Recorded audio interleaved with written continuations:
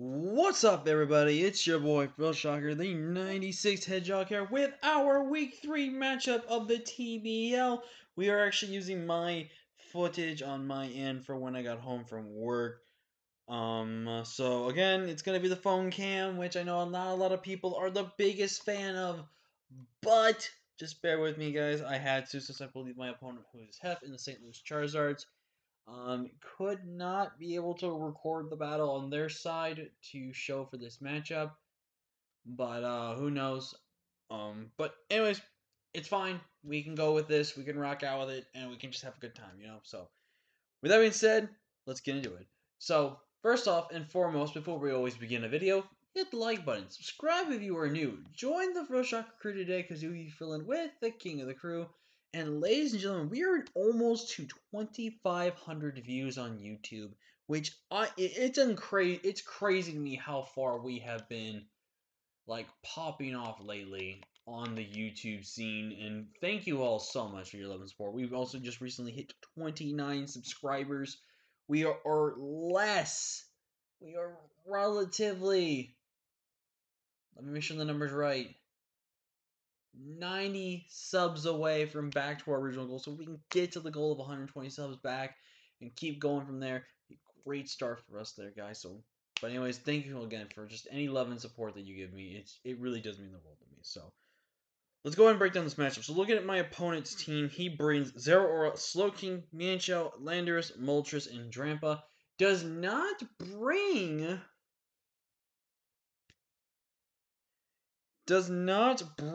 the Chandelure, which I'm extremely surprised by.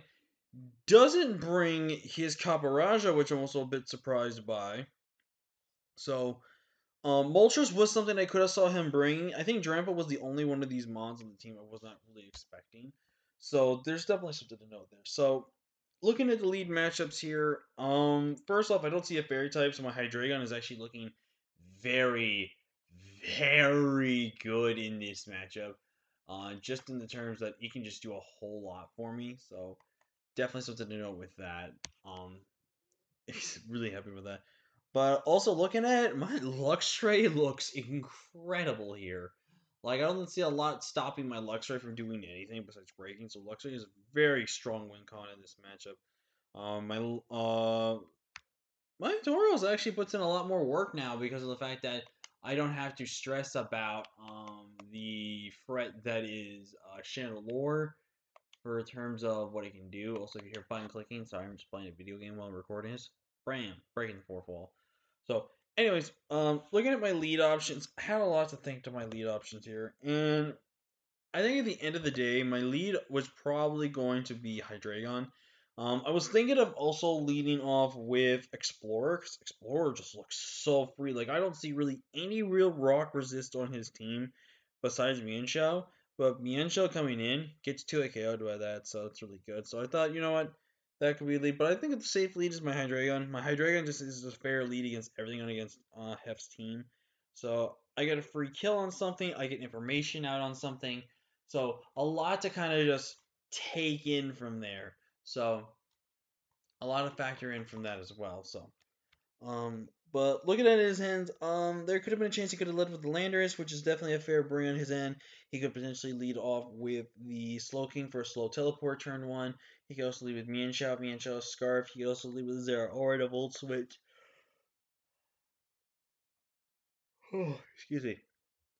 A lot of factors into this matchup that could have gone there. So he's actually going to lead with Tishin, which is actually going to be the Landorus here. So we get a really good turn 1 lead here. And what's really, really cool right here is that I get to know right off the gate that this thing is Choice Scarf. If this thing is Scarf, he will reveal it. Actually, no, if he's Scarfed, he doesn't reveal it.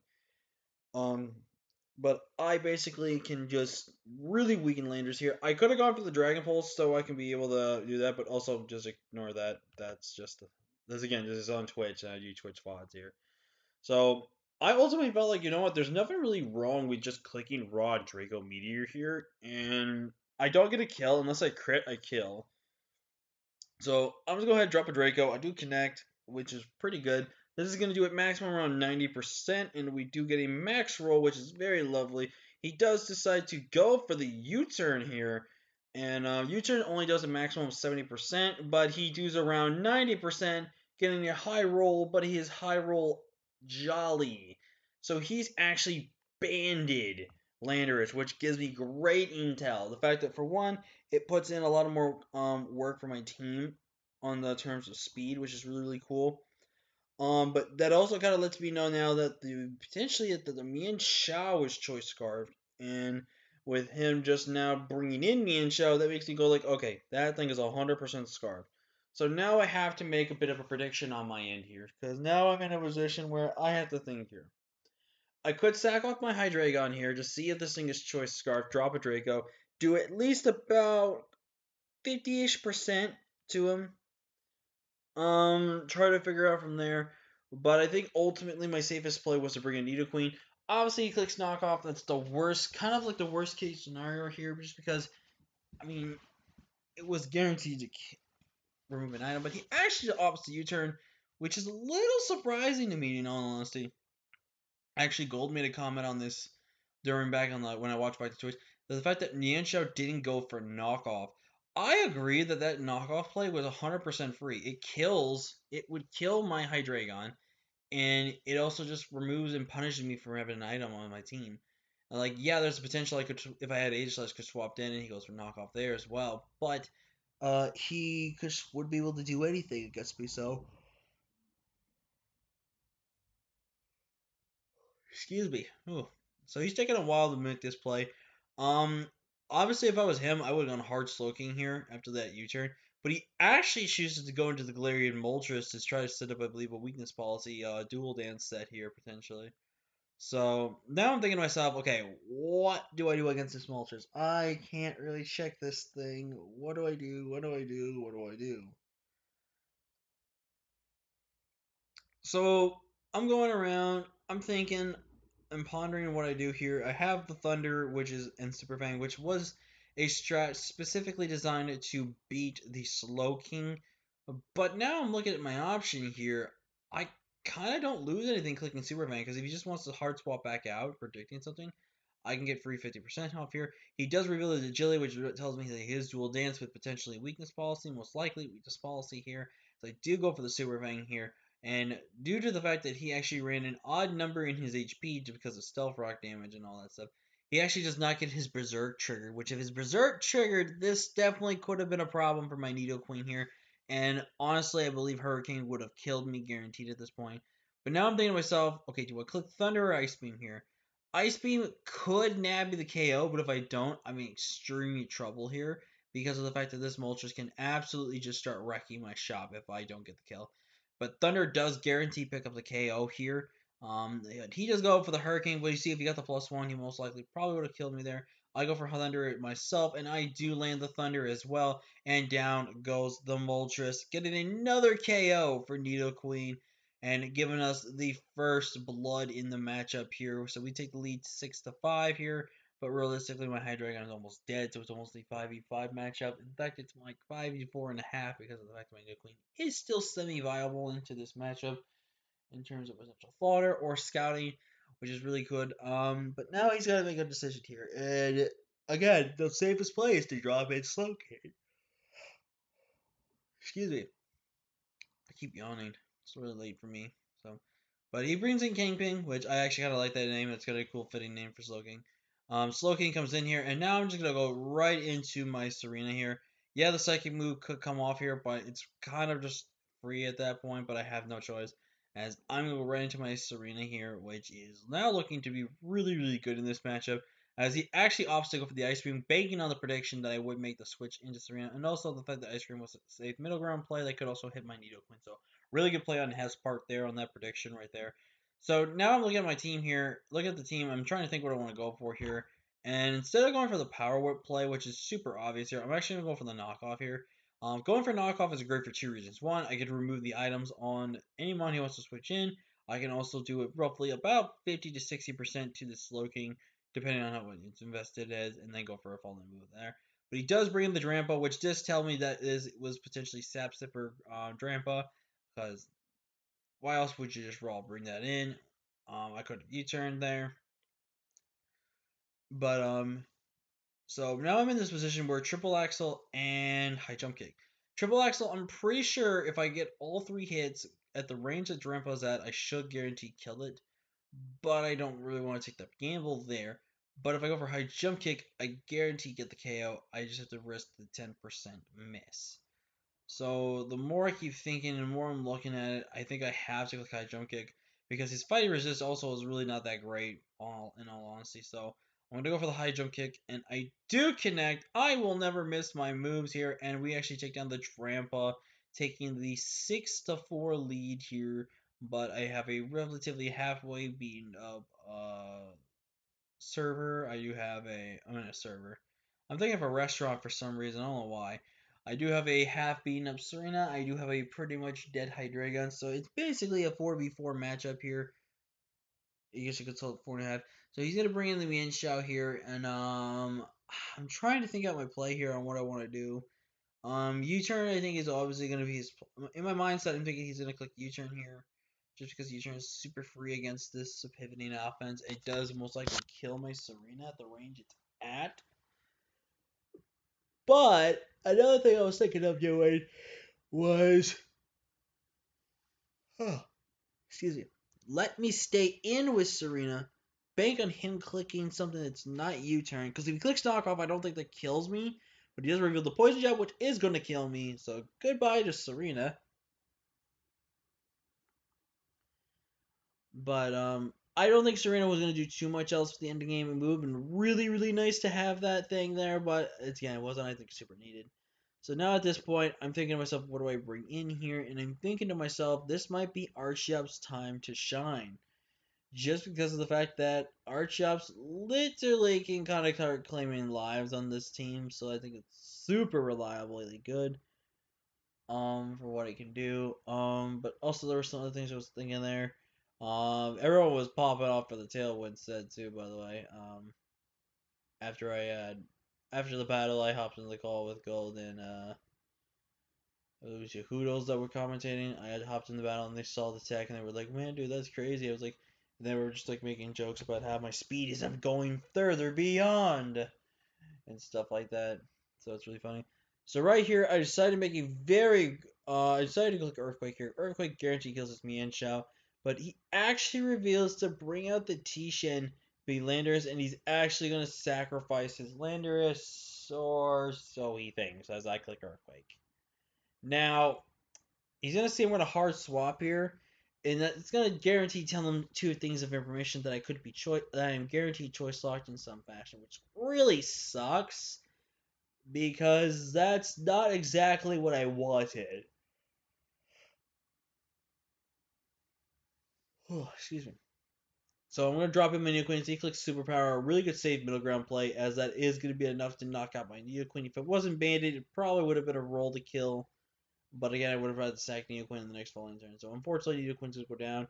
Did its job, though. Did a lot of work. So now what I'm going to go ahead and do is actually drop back in my Archeops, because now I can click Stone Edge for free against this entire team. Like, there's nothing that stops me from clicking Stone Edge against his draft. So I'm just going to go right for the Stone Edge here.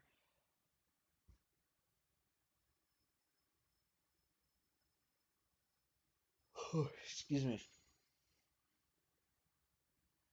Oh my god, I'm so tired today. But, so, he's going to bring in Kingpin here as I'm going for Stone Edge. And this is a Slowking. I know Slowking's not the most bulkiest on the defense side, but this is a Slowking. And I did pretty much about 90% to a Slowking with Choice Banded Archeops. That just proves the power. So at this point, I click Stone Edge again. It's 100% free. I don't lose anything not clicking it at all. So I'm going to go ahead and just click it again. If I miss, I pretty much will lose my Archeops, which is going to really, really suck for me there. But if I connect, I get rid of one of the most annoying mons on my team to fight, and that's going to be Slowking, which Slowking is now gone. Hit or miss. Never say they miss is what I've always heard.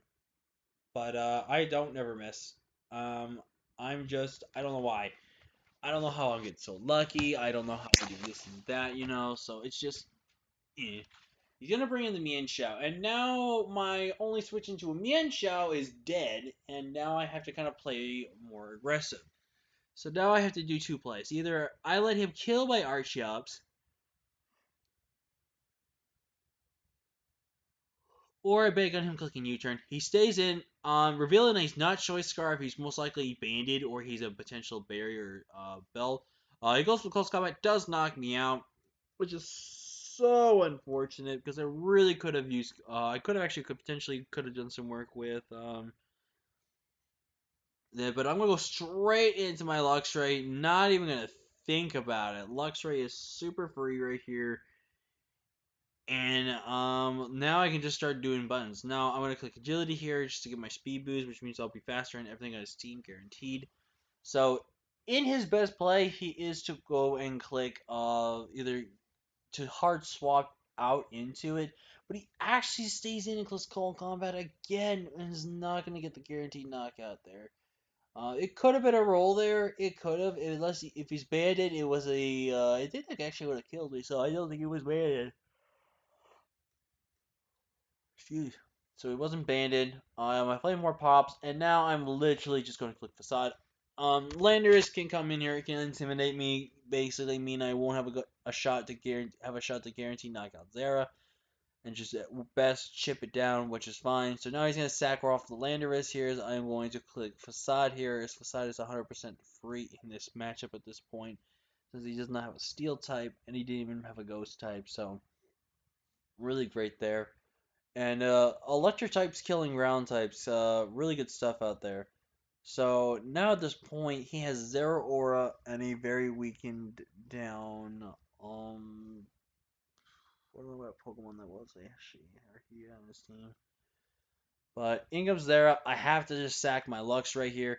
I'm going to click Facade just to get as much damage I can. I can actually do about 50 to 60% to him actually on the investment, and I believe I get a high roll right there actually with my -1, as he's going to go ahead and click Throat Chop, knocking me out. He could have just honestly clicked Plasma Fist, that would have been funnier, and given him a stun damages, but now he reveals his Life Orb. I go right into my Hydreigon here, and I'm literally just going to click Dragon Pulse. So Dragon Pulse kind of just cleans up the rest of the game actually.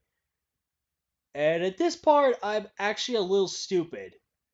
Let me yawn first, and I'll tell you why. Oh, excuse me. Now, why this was a little stupid at my end was about to come up. First, I'm going to go for Dragon Pulse here. Guarantee gives me this KO on the Zero Aura. And I'm going to go ahead and knock that thing straight out of existence, which is really nice. Zero Aura not getting to do anything against my team, which is really nice.